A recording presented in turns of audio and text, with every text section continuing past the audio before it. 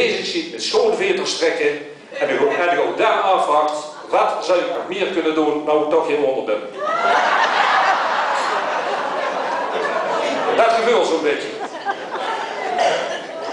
En moeten we de aardigheid maar eens kijken op de televisie. De mensen, ik zeg, de commercie die speelt helemaal in op je vergriezing.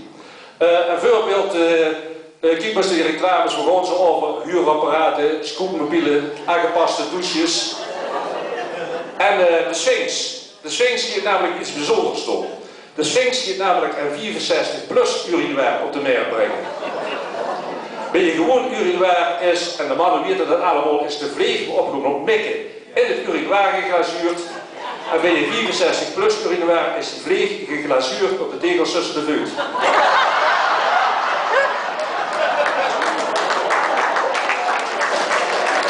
En die reclame die wordt muzikaal ondersteund met een heel bekend nummer van G. Reinders, Bloosmuziek.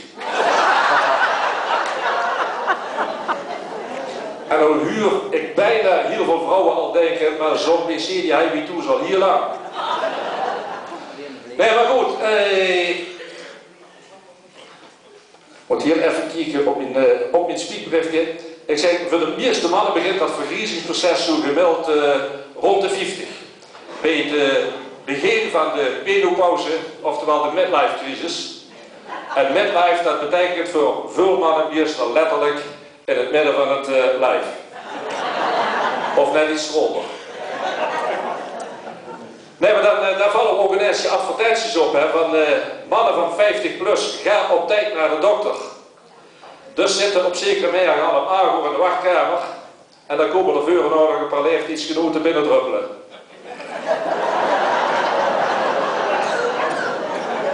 En er zitten daar ook mannen tussen die een probleem hebben, gewoon alleen al met het feit dat ze wat ouder aan het weer zien.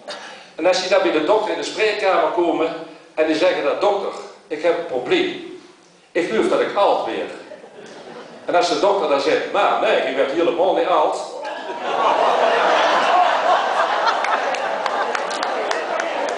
Dan zit er moeite kijken, ja. Het leven begint pas na de 50, wordt er altijd geroepen. Wat een kwats. Het leven begint pas als de kinderen het huis zien en de hond dus...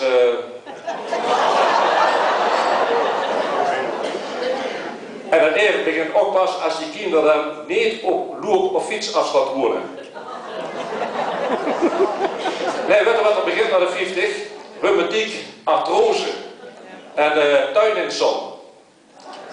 Tuininsomnie is een lichte vorm van Parkinson.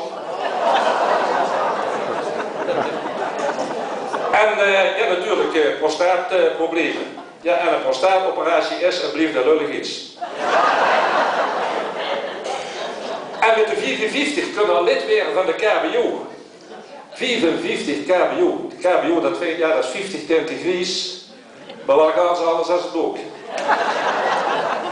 Wie heeft het trouwens gelezen van jullie? Niemand meer? Ja? Oh. En heeft het geholpen? Nee, ja, ik zeg altijd, 50 degrees. Ik zeg maar van gedroomd, dan moet er even wakker liggen. Maar goed, 54 plus, ja, ik kan in ieder geval ook zeggen, mijn vrouw en ik gaan ook nog niet allebei zo'n rode ANWB-jas kopen. En ook nog niet zo'n elektrische fiets, zo'n e-bike. Nee? Onze buurvrouw die heeft wel een fiets met een batterij. De mensen als ze erop zitten, ja. We hebben de uitvaartondernemingen die hijgen om in de nek. Ik bedoel, die laten zich niet kisten en die hopen het komende jaar natuurlijk stervensdruk te krijgen. Maar dan een keus maken. Ik bedoel, wat doet het ooit? Begraven in eigen tuin of cremeren? Dat kan natuurlijk wel een behandelde vraag weer. Maar begraven in eigen tuin. Ik weet niet of dat meegemaakt hebben in Limburg, Zuid-Limburg, maar ja, dat is natuurlijk wel raar dat later een keer huis te koop met royale tuin en lichtweiden. Dat idee. Mijn tante die is trouwens vorige week gestorven, nou is mijn oom er helemaal vanaf.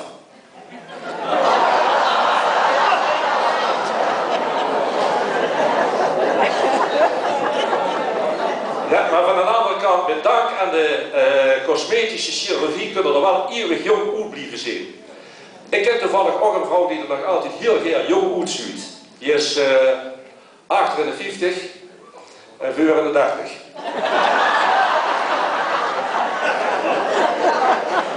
Die is best wel een 10e keer naar de cosmetische chirurg geweest. Toen ik hoorde wat dat kostte, toen zei ik nog, hij had een mooie oorlog aan rijden. Hij zegt ze, daar moet ik volgende week voor terug. Maar over alweer, toevallig ken ik een doofstom echtpaar. Een doofstom, die spreekt alleen in gebarentaal met elkaar. 60 jaar gelukkig getrouwd. Nog nooit echt woord met elkaar gehad. Nee, want elke keer als ze soms een keer giftig op hun mooi weer, dan maakt de heel gauw een leeg goed. Maar ja, op zekere momenten hoefden als partners, zoals we het tegenwoordig, hoefden allebei nimmer te werken.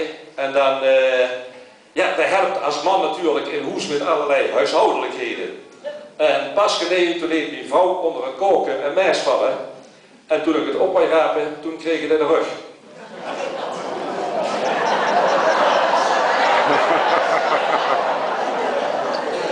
Maar goed, ze wil ook dat ik met de boeren mee ga.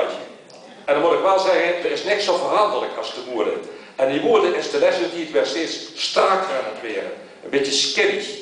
En nog erger, je zult het niet geloven, ook de legging komt weer terug.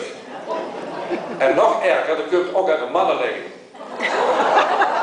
Dus op een zeker moment moest ik toch mee. Er staat in, we leven zo'n kledingzaak binnen. Ik greep zo'n legging uit het rek. Ga je het kleertakje in en kom even later naar buiten. En toen keek de verkoper en toen zag hij staat wel.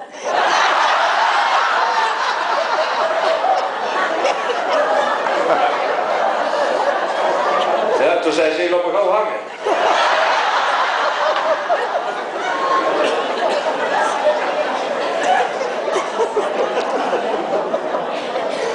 Maar ik moet wel zeggen, we hebben het nou over het vergriezingsvraagstuk, maar dat wordt over het CDA gesproken. Het CDA gaat het vergriezingsvraagstuk, het vergriezingsprobleem, heel goed aanpakken. Gauw genoeg na de verkiezingen lanceert het CDA namelijk een nieuw wetsvoorstel. En dat wil het volgende in. Mensen van 64 die krijgen dadelijk het recht om over te steken bij rood. En vanaf de 74 wordt dat verplicht. Ja, van de andere kant, ik zeg, je kunt wel, zo op zo'n leeftijd, je kunt wel wat veel tijd besteden aan een kleinkinderen, als je dat wilt. Met onze kleinzoon, die ging trouwens heel goed op school. Les had de juffrouw aan hem gevraagd of hij de 6 continenten kende. Hij kende er maar 2. Europa en Zuid-Europa. Oh, en opa is toch geen continent, zei de juf toen. Hij zei eerst nee, maar oma zag dat opa een continent geworden was. Maar ja, ook die incontinentie, daar rust nog wel een taboe. Maar ja, van de andere kant, ik zeg zo, je kunt het wel geheim willen houden, maar het lijkt toch goed. Dan moet ik natuurlijk wel heel voorzichtig zien met wat ik erover ga zeggen, want vorige Drenthe weer de burn onder het verband gerukt. Ja, en het blijft een gevoelig onderwerp. Ja, want, en je kunt het, ja, ik zeg altijd, je kunt dat alleen maar bespreken met een beetje dreuge humor. En het duurt ook eenmaal bij je leven. En in het leven kun je het een naar het ander.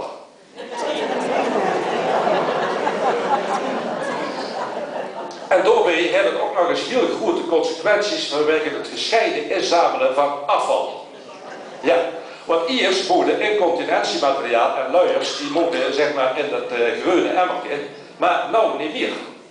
En daarom zien er ook hier bij ons in de gemeente sinds iets meer dan een jaar zogenaamde luiercontainers geplaatst. En dat klinkt hier logischer te zeggen, gemeente, luiercontainers. Maar voor de duidelijkheid, dat zien geen containers met hangmatten in of een loungeset. Maar dat zien die containers waar dus dat incontinentiemateriaal in verzameld gaat worden. Ja, en ik heb het gezegd, het is een gevoelig onderwerp. Want ja, de plaats waar zo'n container staat, die moet natuurlijk wel heel goed bereikbaar zijn. Want het is natuurlijk vooral 's avonds en 's nachts behoorlijk druk. Want mensen willen denken, ze weer met de volle zak volle tenas.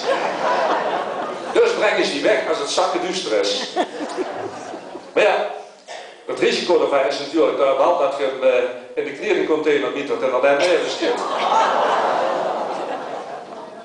Maar goed, bij zo'n container kunnen natuurlijk ook mensen treffen. En ja, ze zouden er ook een bank mee kunnen zetten met de luieren natuurlijk. Maar, en ook met het brood. Want je hebt een interessant gezamenlijk gespreksonderwerp.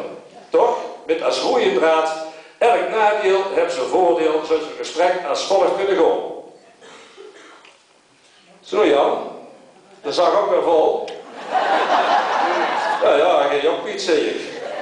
Ik weet dat je zei gaaf was. Ja, ik ook. Ik werd ermee pissig van. Hoe is het jou eigenlijk, de gos? Nou, ik heb van elke dag van die gele plekken in de onderbox. En toen zei mijn vrouw, ga Thomas eens een keer bij naar een dokter. Ja, dat wil dan na te geven wel. En toen kreeg ik zeker bezoek van zo'n TENA-consulente. Ja, pisgereed zelf. En die vonden wel een zeikert. Nee, dat niet, maar allemaal die vragen. Maar stom vragen, maar ook slimme vragen. Bijvoorbeeld of ik, over mijn drinkgewoontes. Of ik nog veel koffie dronk. Ik zeg nee. Maar als ik het gebruttel van het koffiezetapparaat wil, dan duw ik het mee al weg. En of ik een akko slagen zonder in de box te doorzeker. Nou, zei ik gier het soms zoet. En of ik broekjes van je vlevel uit inleg kruisje. Nou ja, kruisje. Die maat was een kruis. En dan heb je in de box gekregen nog een veel grote kruis. En de kruis van de box, dat kan er door lieren gaan hangen. Maar ik leef trouwens, toen ben je even een box van Jacques Almans aan mij.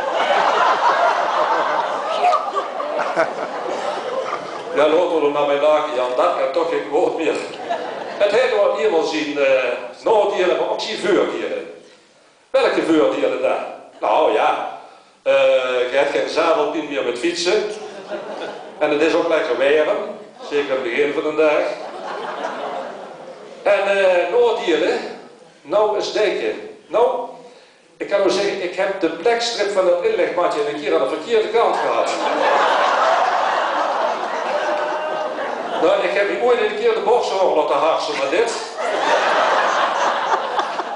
Oh, Pieter, kunt u hier ook mee gaan? De zak met matten is wel benul, maar die is niet incontinent. Nee, en toch in een zak met grij. Jawel, dat komt zo. Wilden het Parkinson. En dan kies je gulp nummer op het 10 open. Trouwens, als het hart niet vrezen wil, dan is er een container hier een blok ijs. Hij zit maar schoon, hij zit maar gewoon in die groene emmer die laten doen. Ja, zullen we maar niet meer over doorzeiken, Jan. Mijn idee. Trouwens, zou je me terug halen vandaag? Ja, maar het weer betreft wel. Ik ben daarvan dat ik die eerste treur al vulde. Ja, die kwamen daar niet van boven. Laten we maar weer eens op hoe zeggen, Jan. Dus wij zien dus de volgende week alweer. Dan kunnen we nog eens een keer over vroeger hebben. Als een happy deed. De deed van love and peace. Love and peace, ja. Nou is het een minder dan de ander meer. Love. Trouwens, Jan, hoe is het ook nog met de liefde daar? Nou, dat zal ik ook zeggen, Piet. Mijn huisarts zei tegen mij... Jan, erectieproblemen is tegenwoordig een slap excuus. Weet je wat ik doe? Ik schreef voor wel Viagra voor. Ja.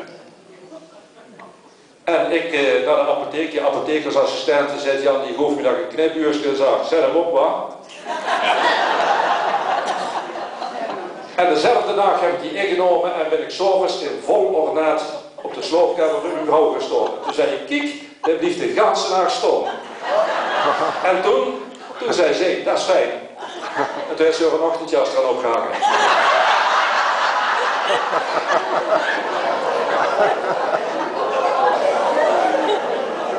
Maar over Viagra gesproken, ik weet niet of je dat bij hebt gekregen. In Boxmeer, in het ziekenhuis, is vorige week het eerste Viagra baby geboren. Ik was gelijk naar de geboorte.